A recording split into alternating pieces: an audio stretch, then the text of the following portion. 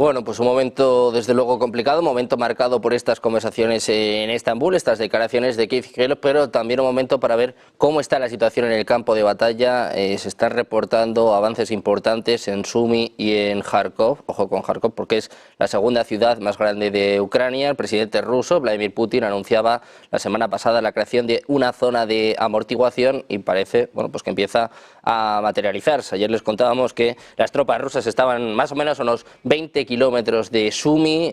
Se han reportado hasta 4 localidades conquistadas en las últimas horas. Se ha reportado y además una localidad importante en Kharkov. Sergio, te quiero preguntar por esto, porque claro, se habla de la negociación, de las conversaciones, pero cuanto más tiempo tarde, parece que más difícil lo va a tener Zelensky, ¿no? Más territorio va a tener que ceder Ucrania. Claro, es lo que he comentado antes. Rusia lo tiene claro. Si Rusia hoy aceptara un acuerdo de paz y se le concediera el territorio que domina ya, pues perdería la oportunidad que Putin sabe que tiene de seguir ganando territorio.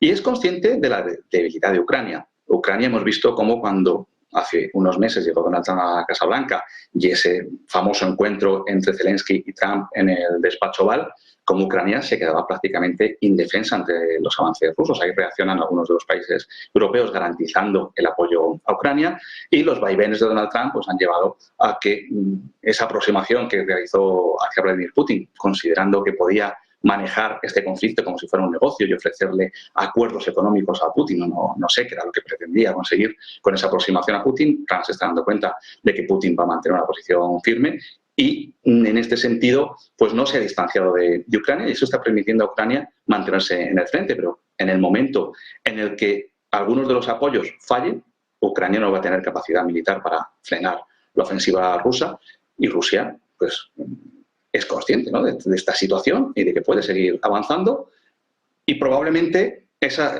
aceptación, ¿no?, de la legitimidad de que Rusia exija que los países o que la OTAN no se extienda hacia el este. Pues esas reivindicaciones pueden ir a más y como ya dominan gran parte del territorio y pueden dominar más, pues que al final, cuando se llegue a un acuerdo de paz, Rusia pues pueda dominar gran parte del territorio ucraniano o, ¿por qué no?, pues incluso llegar a manejar la política de Ucrania como se hizo hasta el año 2014.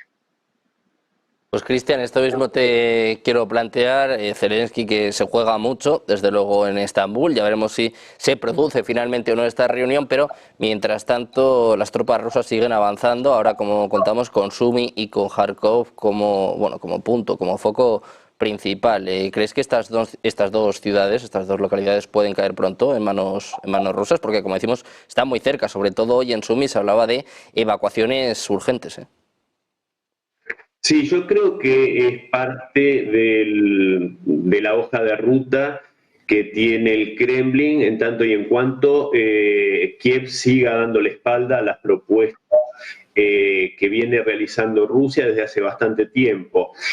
Aparte, Kharkov tiene una importancia simbólica muy grande, primero que está dentro de las regiones que son rusófonas y hay que recordar que Kharkov fue capital de Ucrania, hay que recordar que ahí se realizaron los primeros juicios contra los criminales nazis en la Segunda Guerra Mundial, antes que en Nuremberg. Entonces, lo simbólico también es muy importante para los rusos y para el Kremlin, al igual que Odessa. Entonces, yo acá me remitiría a las palabras que dijo hace pocos días María Zaharova, cuando mencionó que cada vez que el régimen de Kiev le da la espalda a las propuestas de Rusia, se va volviendo cada vez más pequeña. Entonces, y a esto también hay que hacer memoria y hay que remitirse que Arina lo mencionaba, ¿no?, como las garantías de seguridad mutuas que mencionaba, ya Rusia presentó un borrador en este aspecto en 2021, en diciembre, que de haberse escuchado, sin mencionar los acuerdos de Minsk, pero de haberse escuchado esto, se hubiese evitado esta guerra. También hay que recordar que eran sumamente ventajosos para Kiev, al igual que los acuerdos que también se firmaron en Estambul, un borrador que fue abortado por el primer ministro británico Johnson en aquel momento, esto fue en abril de 2022. En esos acuerdos simplemente se buscaba el respeto a las poblaciones rusófonas de Ucrania, e incluso las regiones del Donbass permanecían con autonomía, pero dentro de la soberanía de Ucrania. Entonces, realmente cada vez que, cada momento que pasa, esto va costando más, por supuesto, a Ucrania, pero por la misma torpeza de este régimen y por los patrocinadores occidentales y europeos, especialmente en este momento. Y para cerrar, Sergio, hay que recordar que esto es importante porque Rusia también menciona que se tienen que resolver los problemas de fondo que condujeron a esta crisis, que uno de ellos es justamente lo que decía Kellogg, el tema de la OTAN, pero el otro es el hostigamiento a la población rusófona por parte de los nacionalistas en Ucrania. Entonces, estas regiones o deberán pasar a ser parte de Rusia o se deberá establecer, como pide el Kremlin, la garantía, el respeto a estas poblaciones rusófonas en aquel país. Bueno, pues precisamente hablando de Rusia, con la mirada puesta en Estambul, estamos viendo en pantalla pequeña el Consejo de Seguridad de la ONU, está hablando el representante de Rusia ante la ONU, está hablando Vasily Nevencia, que dice que un simple alto el fuego no es suficiente para poner fin a la guerra en Ucrania. Vamos a escuchar brevemente lo que dice Nevencia. Nada tenemos que decirles y de poco podemos hablar. Sin embargo, si están dispuestos a hablar de opciones reales con las que podamos coexistir, cooperar, convivir, entonces podremos hablar. Nunca nos hemos opuesto al diálogo, no lo rechazamos ni lo hemos rechazado nunca. Tendrán que decidir ustedes. Gracias. Muchas gracias al representante permanente de la Federación de Rusia por su declaración. Ahora ofrezco el uso de la palabra a la representación de Argelia. Gracias, señor presidente. Bueno, pues el enviado ruso que decía que para lograr este alto el fuego necesitan como mínimo que los estados occidentales dejen de suministrar armas a Kiev y que Ucrania detenga su movilización. Van quedando claras las condiciones por parte de Rusia. Arina, estábamos hablando también de cómo está la situación en el frente, ¿no? Sobre todo se habla mucho de Sumi y de Kharkov. Podría ser un duro golpe para Zelensky. Sí, me parece que está silenciada, Arina.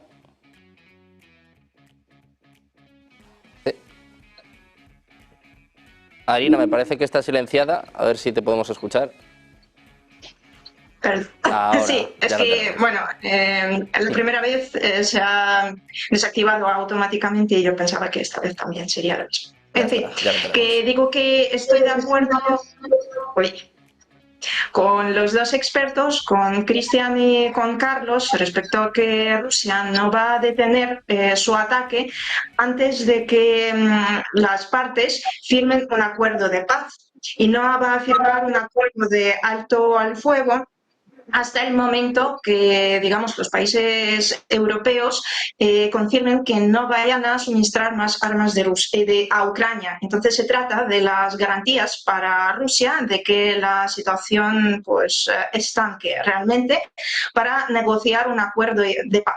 Y mientras tanto, mientras se producen los ataques, digo ataques por parte de Ucrania al territorio ruso, porque cada día pues el territorio ruso se ataca con los drones ucranianos que llegan hasta Moscú, por ejemplo, o más hacia el interior, pues Rusia va a avanzar y pues en cuanto al material humano y en cuanto a pues al armamento militar que dispone, pues Rusia tiene una ventaja más grande que Ucrania. Tenemos que entender que es una población, Rusia tiene población de 140, más de 140 millones de personas que tiene el servicio militar obligatorio y que según su ley del servicio militar, después de medio año o un año del reclutamiento, estos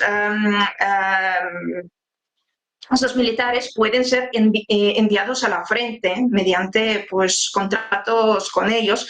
Aparte que desde hace 2 años hay una posibilidad que han cambiado la ley interna y hay una posibilidad de que también los convictos vayan a la frente. Hay mucha demanda entre ellos. Además que no sabemos las cifras, pero sí que sabemos que la gente acepta entre los convictos de ir a la frente y luchar. Además, Rusia y Ucrania comparten la misma frontera, entonces no hay problemas de logística de llevar a la gente, como en caso de Estados Unidos, digamos, que tienen que desplegar a su personal militar en países remotos. En el caso de Rusia y Ucrania, la frontera es compartida. Y precisamente pues en Kharkov, las fronteras Belgorod, Kursk, Bryansk son las tres regiones colindantes con Ucrania, y la ofensiva en Kharkov actualmente es la más intensa. Yo creo que tal vez porque entre la capital de la provincia de Belgorod, la capital de la provincia de Belgorod, está como a 80 kilómetros de Kharkov. Prácticamente no hay mucho espacio entre ellos. Entonces, tanto Belgorod como Kursk, desde el verano pasado, han sido objetos constantes de la ofensiva por parte de Ucrania, y ahora se trata, me parece, ¿no? De que pues de empezar el ataque pues para mover la frontera pues hacia más el interior de Ucrania. De hecho, que ha habido también modificaciones en la ley militar, y ahora las regiones, las provincias, pueden disponer de sus propias fuerzas armadas. O sea, que podría tratarse también de que pues, la provincia de Belgorod y la provincia de Kursk pues, han reunido sus propias fuerzas militares que actualmente ayuden pues, a las fuerzas militares federales. Pues no sé qué más comentar, pero la situación es bastante crítica, y pues mi pronóstico para el futuro es que es eso. Si no se negocia ahora una paz, Rusia seguirá avanzando, seguirá conquistando más territorio, y es algo obvio porque de recursos materiales y de recursos humanos tiene más ventaja que Ucrania, y al final el tratado de paz que vamos a tener sería en términos que ha dicho el ministro de Exteriores, Lavrov, que va a reflejar las realidades en el terreno. Y estas realidades pues, son todas las provincias conquistadas por parte de Rusia. Gracias.